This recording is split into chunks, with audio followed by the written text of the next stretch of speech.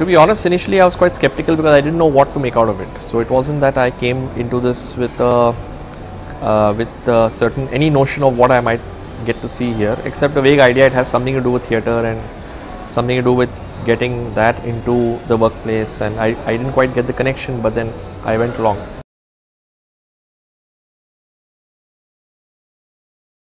I think it's great because the interesting part about the whole session, all the sessions that we've seen, is that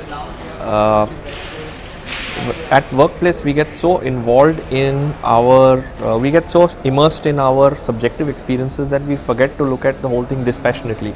In a situation of drama, when the same kind of conflicts or resolutions are required to be made, at that stage you suddenly find that in this kind of a workshop you tend to be far more objective. You kind of take a view which is being in the frame as well as being out of it, and that gives you a deeper perspective of what one tends to do at the workplace and improve one's ability to deal with it. I like the one where you have the impromptu the freeze and the characters went into